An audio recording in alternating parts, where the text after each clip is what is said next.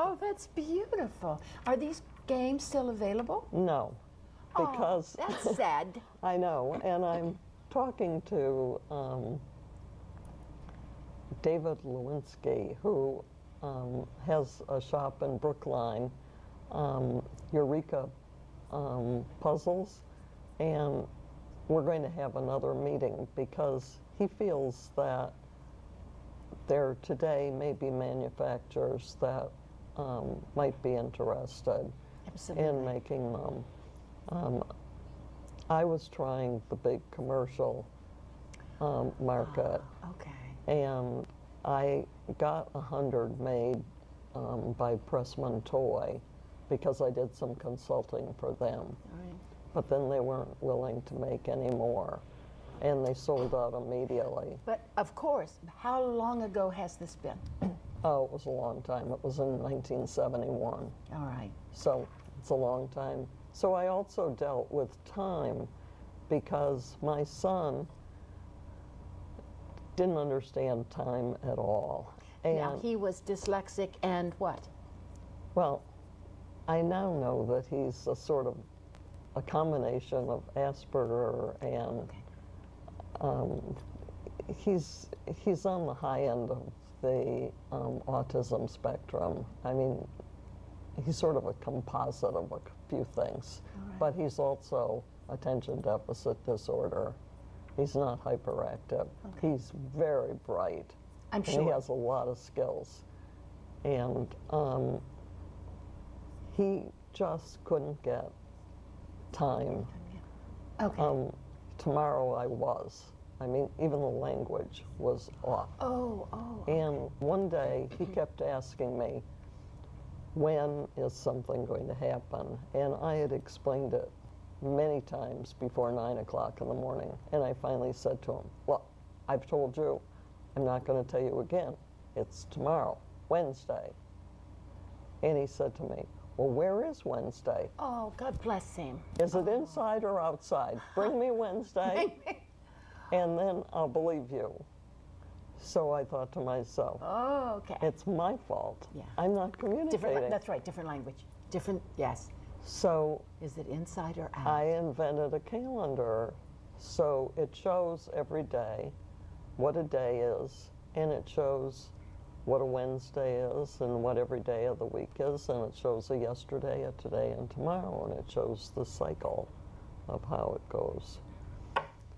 And that was on the market, but it was never really promoted. It's too bad because I think that these are just across-the-board concepts we all need, and we all need to learn, and some will learn faster than others, all right? I find I probably could learn a lot from your games, all right? I remember when I was trying to learn typing, because I'd always had secretaries, and they were saying something about Mavis teaches typing, and I thought, this is not for me.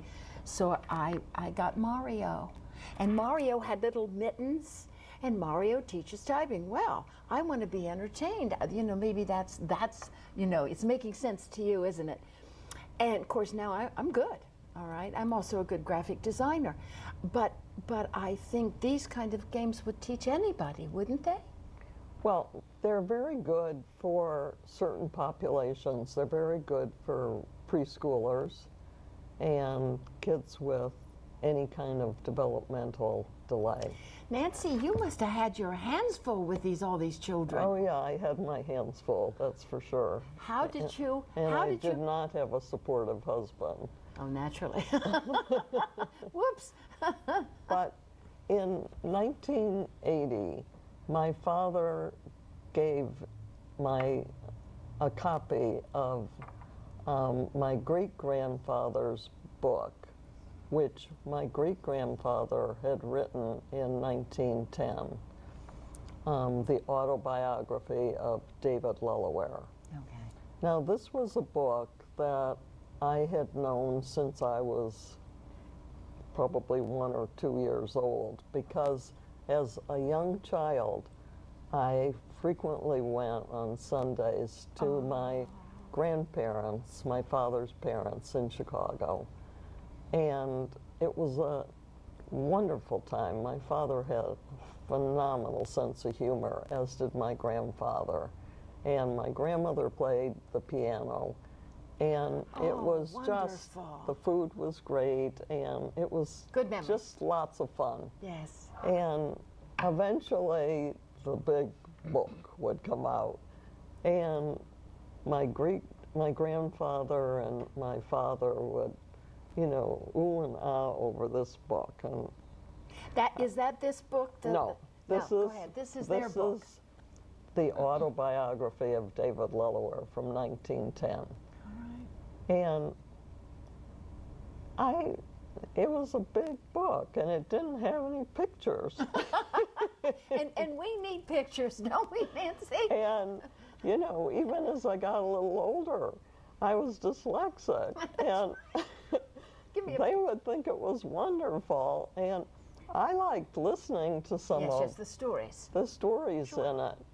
And as I got beyond that, and even when I got to read, I didn't read it, but they would read some of the stories, and I began to appreciate that if he hadn't written that book, I would not know anything About the history? About the family before my great-grandfather, or about the difficult times that he had in the old country, and the really rough going he had in this country. Life's not easy. No, life's not easy. Oh, but we have it very easy Compared to that. Yes, I mean we have no idea. No, I don't want. No, I don't want to know. You know, I don't know how they packed up their belongings in a little knapsack, and I have friends that have come from Korea and you know, on a ship long time ago. Amazing stories. Yeah. And well, his book is an amazing book. And in 1980, my father had copies made for my 4 children and for me. And for the first time, I sat down and I read it cover to cover. You could read. And in it, he has percepts about how one should really lead a life. And he says in it that it's his hope that future generations will follow these precepts and with experiences they have, add to them. Beautiful. Well, my father and grandfather hadn't done it, so I thought, I need to do that. That's your job. But I didn't have the skills, and I also was thinking about writing a book about my son, basically. Yes, this is darling. And something's not right. I didn't have the skills to write this book either. Nancy, because I avoided writing courses in school. Sure, we couldn't write, we couldn't read. I avoided literature courses. How do you explain that we are the ones that we couldn't read and we couldn't write unless it looked like characters? So we're the ones that end up, you have created games and things for children who can't read and write. We have written books. Doesn't that amaze you sometimes, Nancy? Yeah, it's shocking. Yeah, that's right. I want to know this, Something's Not Right. Is this on the market now? Oh yeah, it's still on the market. Is it all over the place? Yes. So this is bound to help many people with the struggles, family struggles with all learning disabilities. Yes. Yeah. And actually, for Asperger too. Just throw that right in, okay? Because if I were to write that book today, yes, or do a second printing, I would add Asperger to the title. Why would you? Why would you? Because he's Asperger, really. He's all the things that I say he is, but he's also... In addition to? Yes. In but I addition didn't know that in '94 when it came out. Asperger, the word, didn't come out until 1990. That's right. So I really wasn't on top of that. And I was already, you know, into the writing of it, well into it. This book had 22 rewrites. No kidding. No. God bless 22 complete rewrites. I mean, the reason I wrote this book is that I did the games and the calendar and everything, and I started lecturing.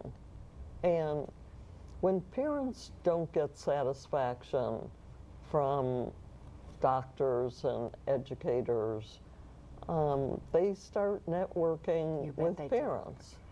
So I was getting a lot of phone calls from parents who wanted me to start a school, who wanted to bring their child to me for an evaluation. I'm not a diagnostician. No. Who wanted me to tutor their child, who wanted me to write. They want help, Nancy. So what finally happened was, after I heard from many different women, why is it that I've been running around for 2 years talking to all these experts, the doctors, the educators, etc., and I've learned more in the last hour from you. You need to write a book. You need to write a book. So I finally sat down. And wrote the book. And started writing the book. But it was a long it's a long learning curve. It's a long journey. I wish to thank Nancy LaLaware for her wisdom and joy of life. She lives by example of what the Don't Retire, Inspire show is all about. Nancy uses her energy and her life's lessons to bring comfort, inspiration to those on her journey. Nancy is inspiring. If you know of someone that inspires you, like Nancy, email us at don'tretireinspire, it's all one word, at yahoo.com. They could be the next guest on our show. What inspires you?